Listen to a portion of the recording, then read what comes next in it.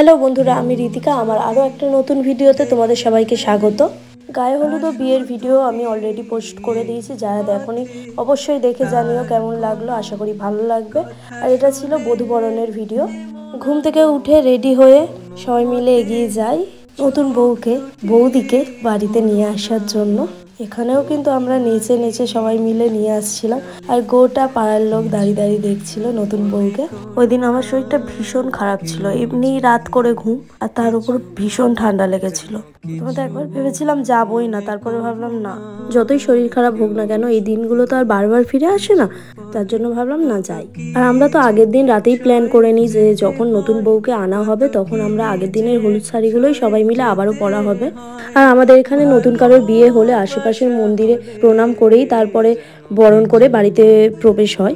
এমনিতেই এত লোক নতুন বউ দেখার জন্য সবাই তো উৎসুক হয়ে দাঁড়িয়ে আছে। আর তাছাড়াও ওরা যখন প্রণাম করতে যায় তখন আমাদের পাশের পাড়ারও একজনেরা নতুন বর বউ, তারাও আসে প্রণাম করতে, যার জন্য আরো ভিড়টা বেশি হয়।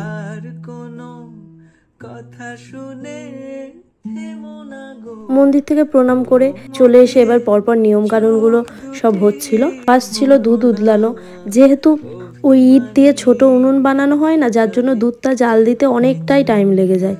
আর এই যে এখানে পাঞ্জাবি পরে নেচে নেচে আসছে, এটা একটা দিদির ছেলে, সম্পর্কে আমার বোনপো হয়। সবাই দাঁড়িয়ে আছে এখানে, দুধটা জাল দিতে টাইম লাগছিল, যার জন্যই। আসলে বাড়ির বিয়ের মজা একটা আলাদা। তাছাড়া সব কাকা জেঠু ছেলেরা মেয়েরা তাদের বাচ্চারা সব এক জায়গায় হয়ে যখন ওই একসাথে মজাটা হচ্ছে না, তার একটা আনন্দই আলাদা।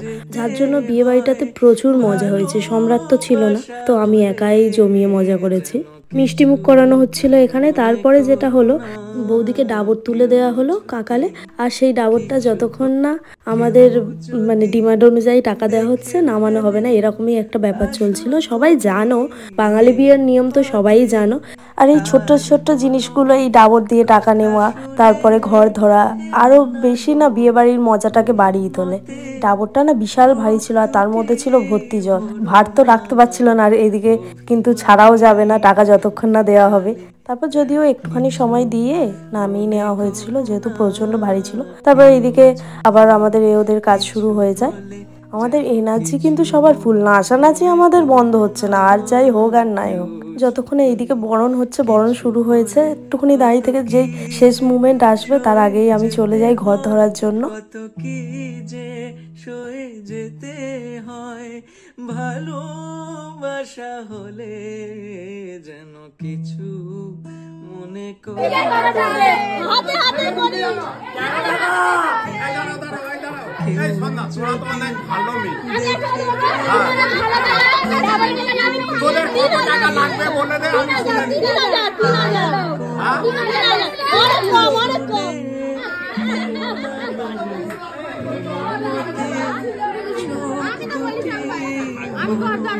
দিয়ে দে না রে,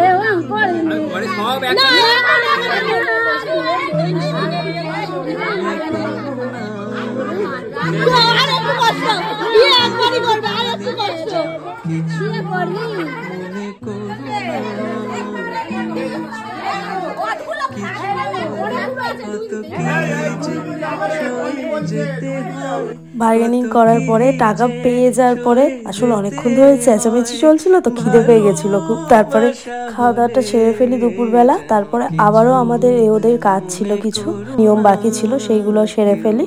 হ্যাঁ জানি ভিডিওগুলো একটু লেন্দি হচ্ছে, কেননা অনেক কিছু দেখাতে পাচ্ছি তোমাদেরকে, যার জন্য ভিডিওগুলো লেন্দি হচ্ছে। আশা করি তোমাদের ভালো লাগবে, স্কিপ না করে দেখো।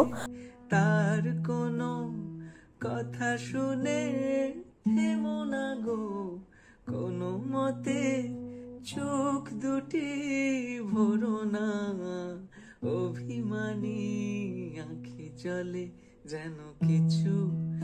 এটাই ছিল আমাদের লাস্ট নিয়ম কানুন সবকিছু কমপ্লিট, খাওয়া দাওয়াও কমপ্লিট। তো তারপরে অনেকটা রেস্ট নিয়ে নিই, আর সন্ধ্যেবেলা ঘুম থেকে উঠে প্যান্ডেলের ডেকোরেশন হচ্ছিল সেটা একটু দেখতে গেছিলাম। তারপরে রাতের ডিনারটা করে নিই, আর ডিনার হয়ে যেতে ওখানে বসে অনেকক্ষণ আড্ডা দিয়েছি। দেওয়ার পরে সবাইকে টাটা বাই বাই করে বাড়ি চলে আসি।